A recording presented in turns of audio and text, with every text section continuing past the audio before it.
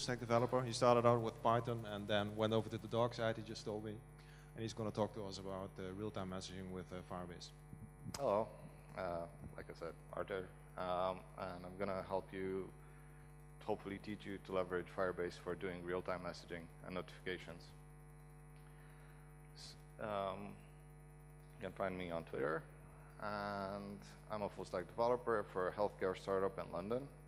And I get to work with a bunch of stuff every day, React Native, React, a bit of IoT, so all the cool new things. But yeah, pretty much nice technologies. And I do enjoy it. I do enjoy writing code. I do enjoy solving problems. I do enjoy, playing with new technologies.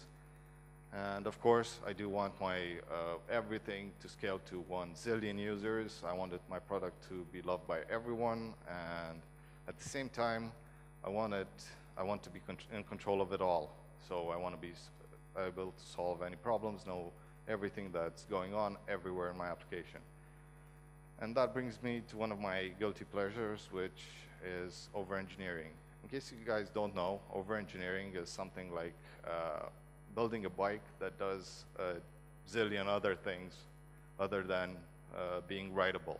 So for example, in this picture, you're going to have a bad bike on the right, and well, depending on how you look at it, good bike, good bike, bad bike.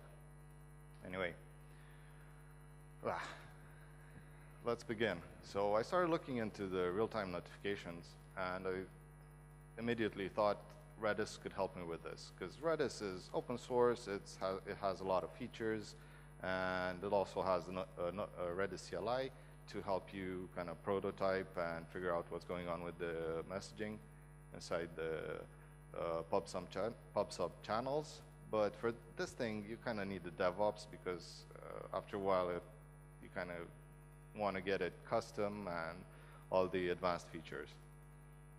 And then you need an app server, a front-end application, a load balancer, because we do want to scale, of course. Centralized logging, because if you have a bunch of nodes and already you have 2 servers, which is one of the load balancer, one is the Redis server, you're going to want to centralize those logs. And then stats, because log data is massive and you won't be able to parse it quickly enough. And then after a while, you get to have a system that takes up 3 of your developers and looks kind of like this, and you're dead center of it. But this is just a feature, and usually when you work on a project, you're going to have not one feature, but many, and at the same time, you're going to have to develop the other features. You're going to have to maintain continuous delivery. You're going to have to do bug fixing, keep your customers happy. So yeah, it's going to look like changing wheels on a moving car. And of course, we're all familiar with this guy. And hopefully it's sometime in the future, but most of the times it's yesterday. So here is how Firebase can help us. It provides a wide variety of features. You get the real-time database, of course. You have the crash reporting. You have Cloud Firestore. You have authentication. You have cloud functions similar to AWS Lambdas. You have cloud storage, which is, again, for static assets. You have hosting. You have Test Lab for Android, which is running Android unit tests on Google's device farms. And you have performance monitoring. But this is like feature overload, pretty much. And what does this mean to you? Because, everything I said before, blah, blah, blah, not relevant enough. So we get free CDN and SSL out of the box. You have easy auth, so that you don't really let your your messaging queue out there unauthenticated. You have a free tier, which as a startup, you're probably not going to hit. You have file storage, and you have magical scaling, which of course Google, global scale, makes sense. You have quite a few wrappers for it. There's SDKs for various languages and libraries that you can use with any front-end framework you want. So there's Angular, Vue, React, and there's a lot of them, pretty much. So if you need it, you'll probably find it.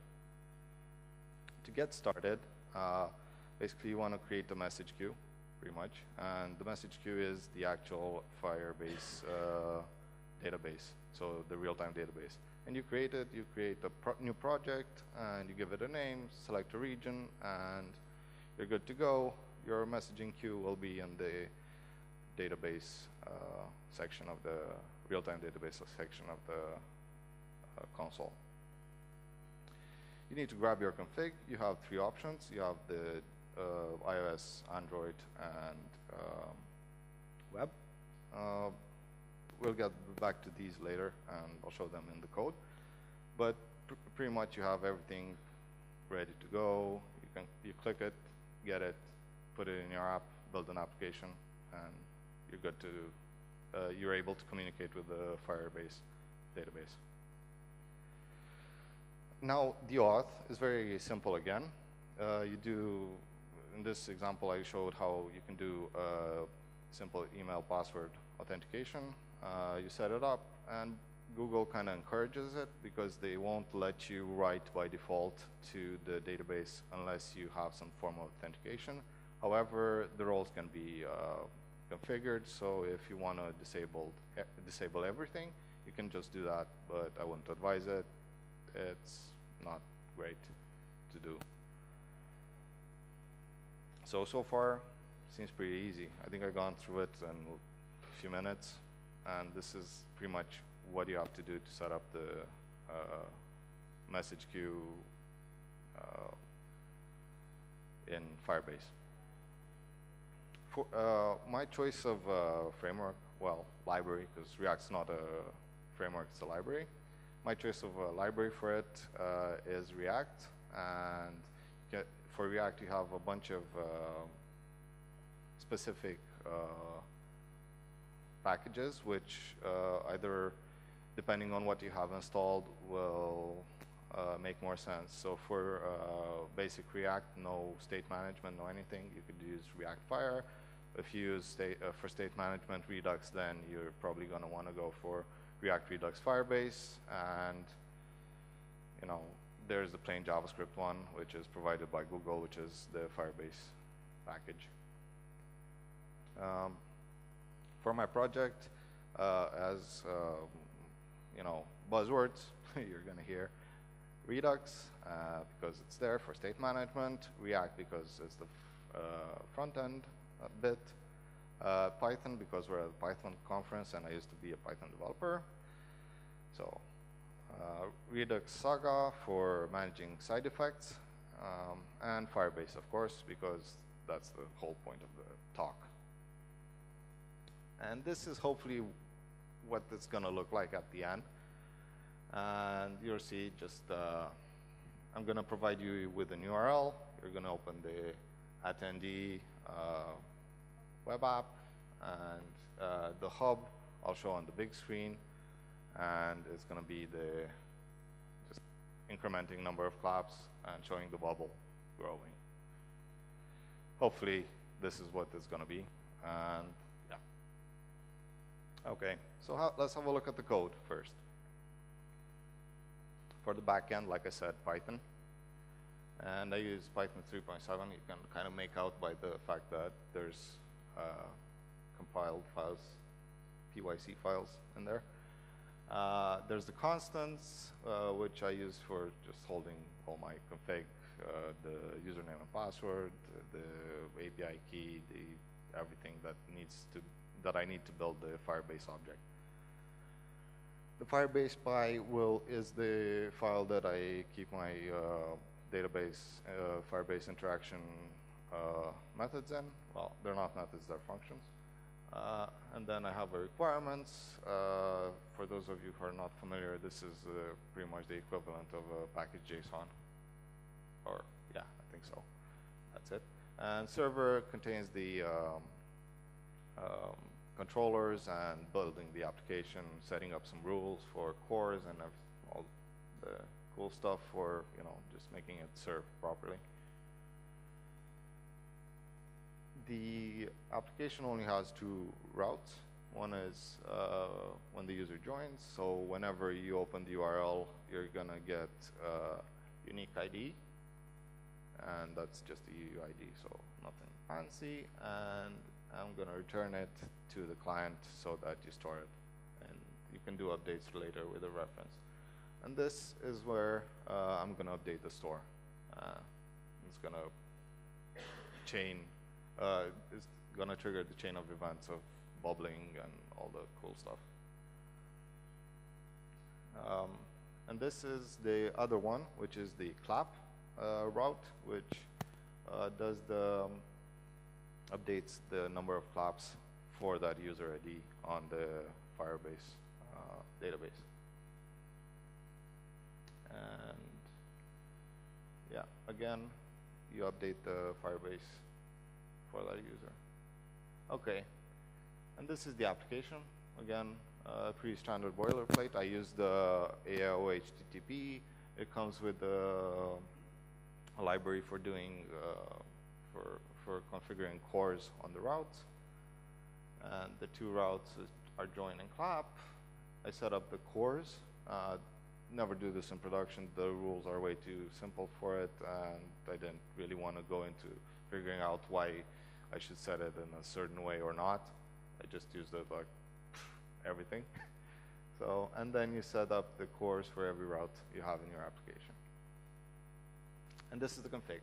So you get your API key, your auth domain, a DBRL, project ID, storage bucket, and sender ID. And then you just initialize your app.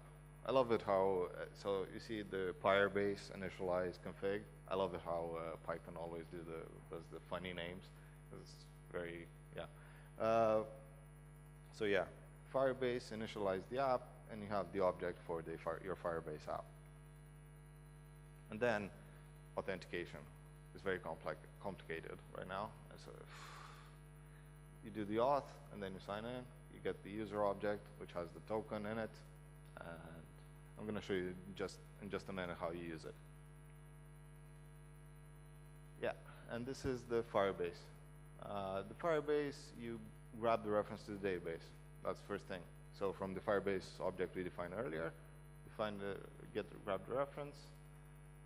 We want to initialize the data on it because when the user joins, it's going to have a collapse of 0.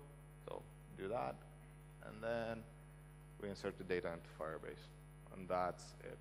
So basically, you insert it, and that's it. The user token, user ID token at the end, you see here.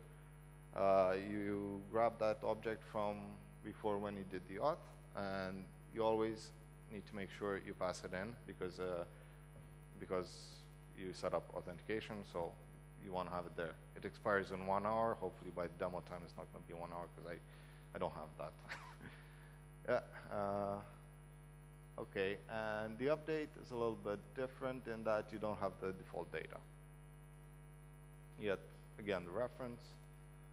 You get the previous number of claps, and then you increment it, again, passing in the user of ID token. So the user dict will contain ID token, and it's going to be valid for 1 hour. The front end is a little bit hairier. You have a long list of files, folders. Actually, those are not files, are folders. And you have the actions for triggering store changes. You have the assets for static stuff. You have components which will render your UI.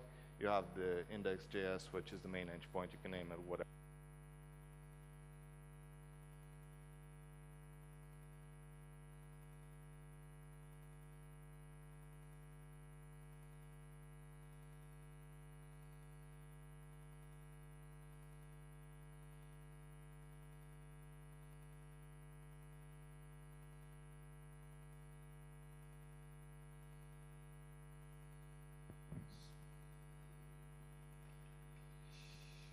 I have two things. Okay. Test this. Okay. Hate my voice. So where was I? Folder for the reducers. Okay, so the reducers are functions that will match an action and mutate the state. And basically, that's the only place you want to mutate state. And most of the time, you want to do it in an immutable manner. So basically, create a copy of the store, mutate it, and return a new object. Roots. For the roots, I took them out of the main entry point because I wanted to have them separate and make them more readable. You can even split them. So as you go further and further, you're going to have a lot of stuff, and it's going to be confusing if you don't split them out. Sagas are for managing side effects. By side effects, I mean something like AJAX requests, a long-running thing, and long-running processes, all that kind of cool stuff that if you do have an application, you're going to want to have. And the store is where you want to have the store definition and store configuration. But yeah, so far, JavaScript applications, especially large ones, are really bad, and if you don't maintain some form of structure, you're going to wind up with something like a rubber band ball, and try to get the one in the middle. It's like in the center. It's not going to be fun. This is the entry point. Like I said, store for the application state, and the routes, which I conveniently factored out. These are the routes, and as you can see, it makes even to the untrained eye, you will probably notice that it's a component, and when you go to that route, it will render that component. It's pretty cool to factor them out. The main component of our application, and the one that does actually reflect most of the functionality I want to show, is the hub. The hub listens to Firebase changes, and that's what we're going to do is exactly after the component has finished mounting with rendering. The JSX, if anyone's not familiar, this is JSX, it's a templating language for React, is 3 lines. It's quite simple, and yeah, it's nothing more to see here. And of course, always do validation on your props. It's good practice, and basically your lint will complain if you don't, but I recommend it. It's an easy way to keep track of errors. Okay. Now, the component we saw before, we need to wrap that into a container. And we can do that with Connect, and we're going to map all the actions to the props. So in our case, it's just the one where we start listening for data. So,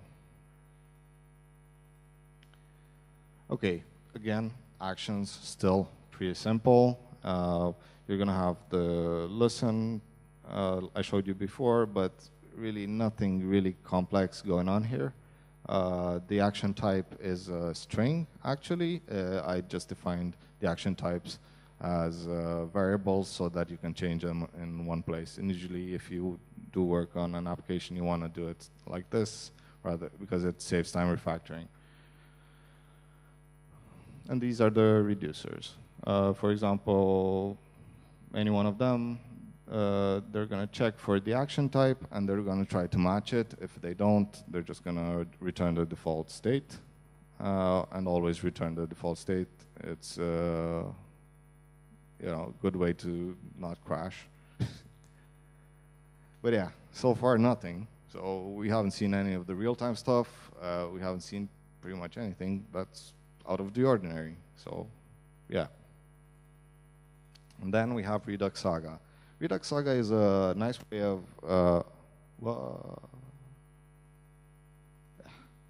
clicked it.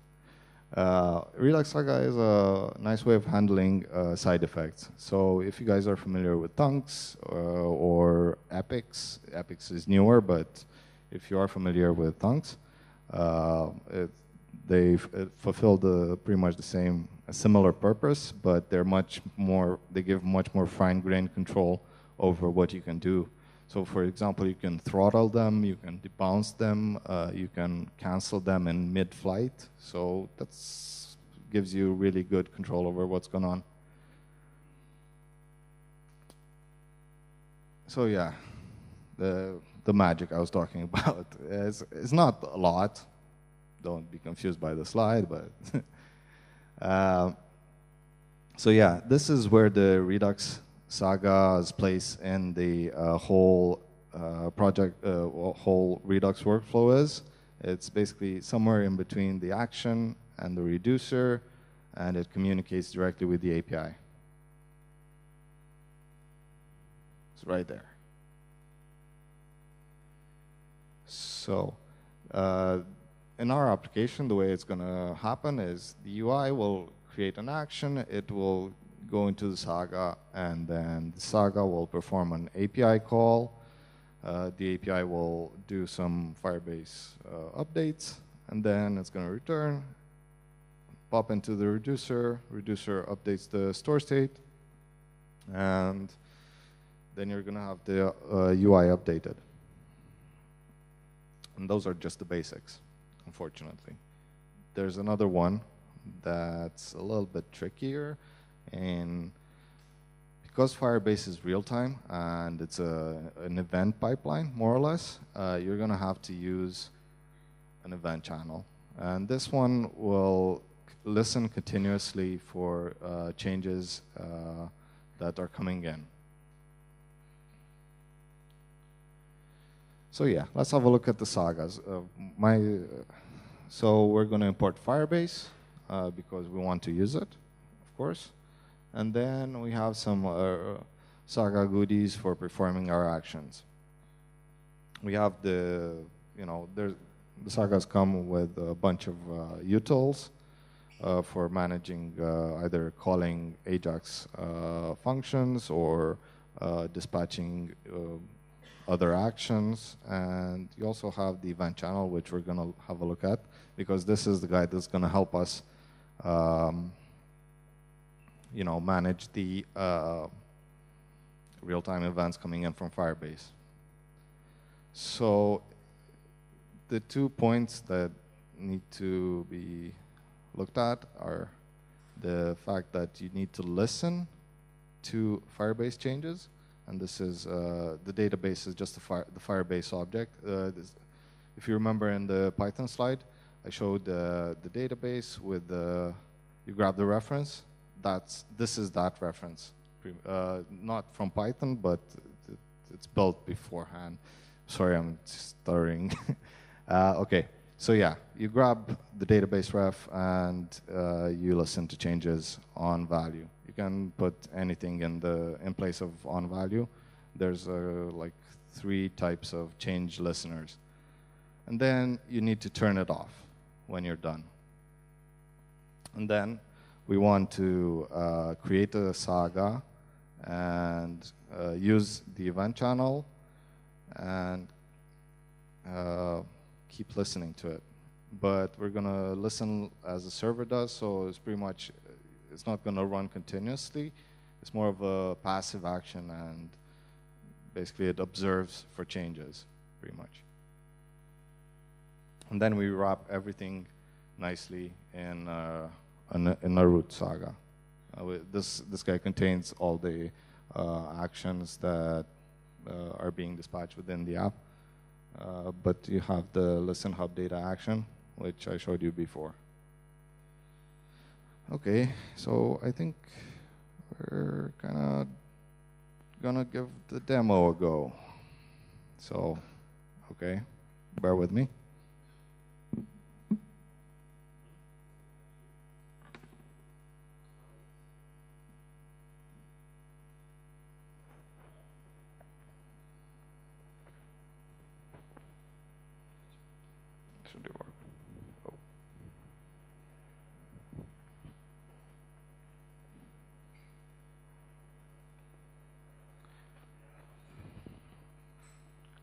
you guys hear me? Yeah, perfect. This is the URL. If you guys want to take it, or I'm just going to quit out of this. Let's have a look at the...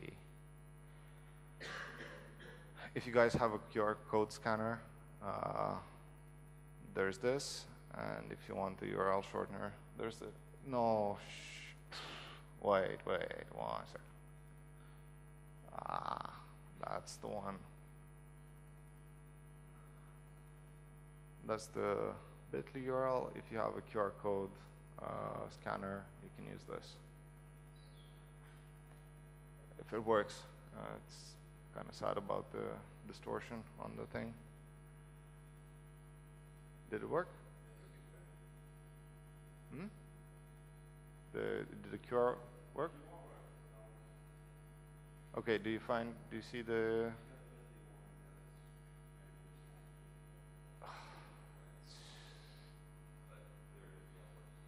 Yeah, you have it? Okay. And now we have a few, well, yeah, somebody joined, and then you have the guys clapping. Yeah, it's pretty interesting. Not really. To be honest, I wish I did it a little bit better. A little bit. Oh, there you go. Another one. Somebody else joined. And this is going all through Firebase. This, if you want to go to the thing, there's going to be a... You can use that link to join if you haven't already, because I switched to the hub. Don't push the link off the screen, please. And then, yeah, what can I? Yes, you know this. Any of you guys used ngrok before? So basically, what's going on? This is on my laptop, and you're communicating with the API on my laptop, and this pretty much gives you a quick way to do demos.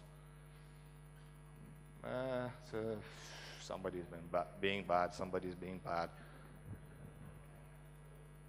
No, no, I zoomed in. No, that's me.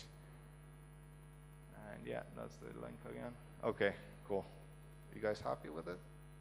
Can I switch back to the slides? Want to play some more? How am I doing on time? Sorry? Hello?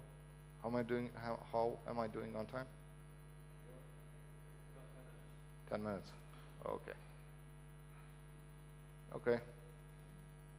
So yeah, I'm going to stop it. Is that okay? Okay.